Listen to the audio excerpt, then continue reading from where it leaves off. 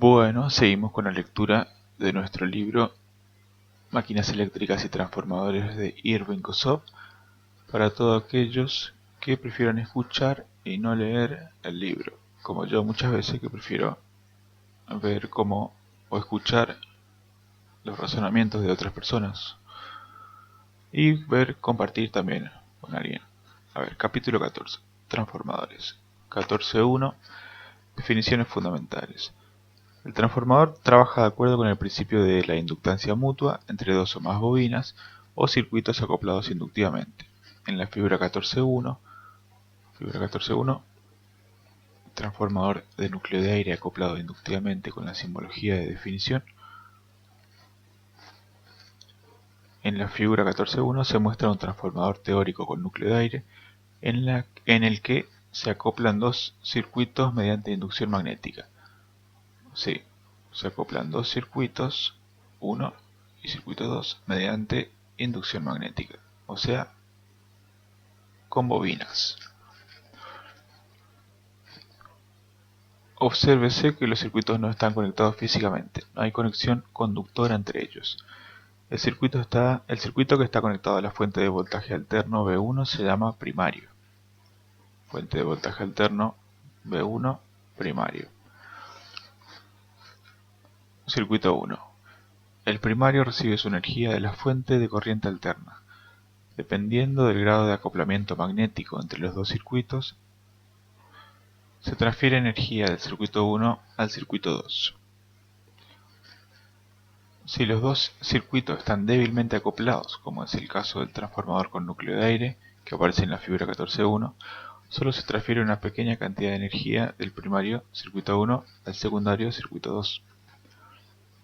Si las dos bobinas o circuitos se devanan sobre un núcleo común de hierro, están fuertemente acoplados. En este caso, casi toda la energía que recibe el primario del suministro se transfiere por acción del transformador al secundario. O sea, que el acoplamiento entre las dos bobinas puede ser fuerte o débil. Puede ser débil si no tiene un transformador de hierro. O sea, tiene que ser con un transformador de hierro para que el acoplamiento sea fuerte para poder transmitir toda la energía del circuito primario al secundario. A ver, en la tabla 14.1 se muestran los diversos símbolos y sus definiciones utilizados en este capítulo sobre transformadores. El lector debe estudiar esa tabla con cuidado para asegurar su comprensión total de los símbolos y su significado. Bueno, acá se muestran todos los símbolos, definiciones de símbolos para el circuito equivalente completo de un transformador real de núcleo de hierro. Todos estos símbolos hay que aprenderse de memoria porque es lo que sale en este capítulo. Y bueno, a ver, dice, continuamos, adviértase el significado de la convención del punto, como se usa en la figura 14.1, convención del punto, acá los puntitos, para indicar la polaridad positiva instantánea del voltaje alterno inducido tanto en el devanado primario como en el secundario, debido a la acción del transformador. Así, cuando V1 es positivo en determinado instante, se induce un voltaje E1 en el devanado primario de polaridad tal que se opone a V1 de acuerdo con la ley de Lenz. Nótese también en la figura 14.1 que la corriente I2 se opone a I1. Esto también está de acuerdo con la ley de Lenz, ya que I1 produce el flujo mutuo.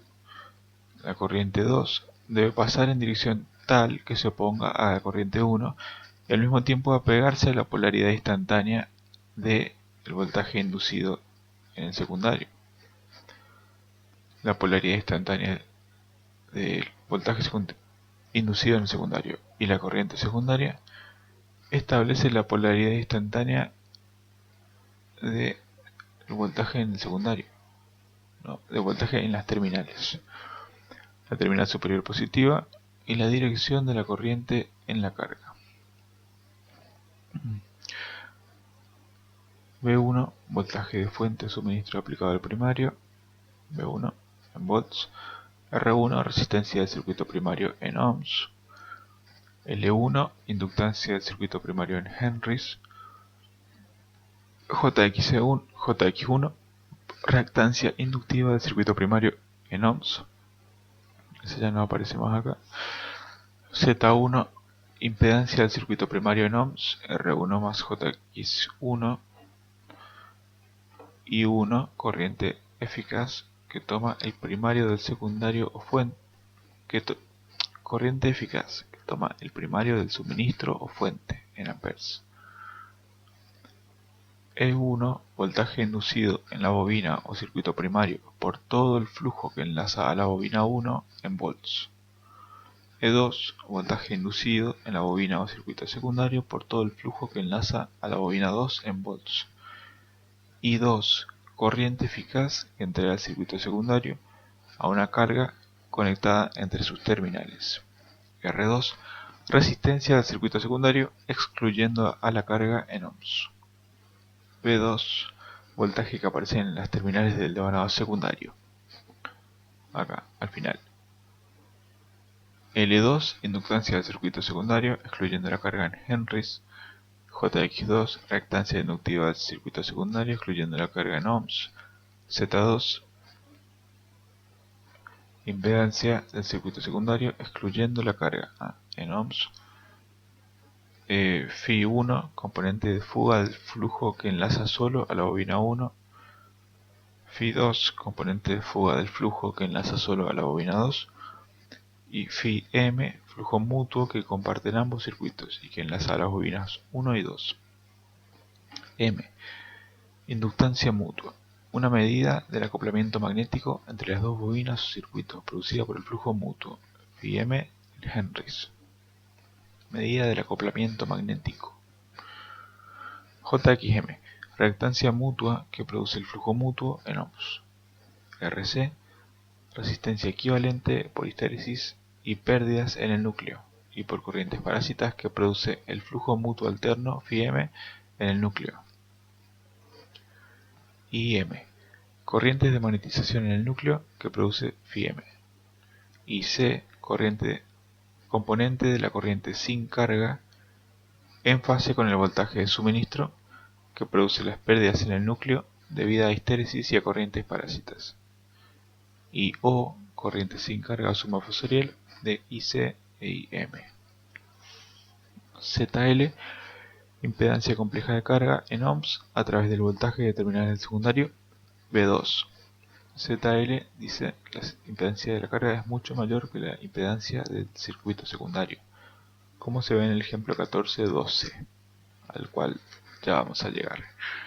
Bueno, se define el coeficiente K de acoplamiento entre las dos bobinas como una relación del flujo mutuo al flujo total. K, flujo mutuo sobre flujo mutuo más componente de fuga del flujo del primario, que es también igual a la inductancia mutua sobre la raíz de inductancia del primario por la inductancia del secundario. Es la ecuación 14.1, para la cual se han definido ya todos sus términos. A ver qué dice la nota al pie de página 1. Se puede deducir la ecuación 14.1 como sigue. La inductancia mutua, como cualquier inductancia, es proporcional al voltaje inducido EM menos la inductancia mutua por la derivada de la corriente con respecto al tiempo. O sea, el cambio de corriente, cómo cambia la corriente, por la inductancia mutua. Siendo EM el voltaje que se desarrolla en la bobina 2 por la parte del flujo común a las dos bobinas y 1 y 2, que es flujo mutuo. De acuerdo con la ley de Faraday de inducción electromagnética, la corriente mutua, el voltaje M, el voltaje M, ¿qué mierda es el voltaje M? Es proporcional al coeficiente de acoplamiento por el número de vueltas de primario por el número de vueltas de secundario, pero el número de vueltas de primario es proporcional a la raíz de la inductancia del primario y el número de vueltas secundarios es proporcional a la raíz de la inductancia del secundario. Y por lo tanto, EM es proporcional a la inductancia mutua, que es proporcional al coeficiente de acoplamiento por el número de vueltas del primario por el secundario, que es igual al coeficiente de acoplamiento. Y acá ya no sé más qué dice. Por definición, el coeficiente de acoplamiento y la raíz de L1 por L2, la medida geométrica de la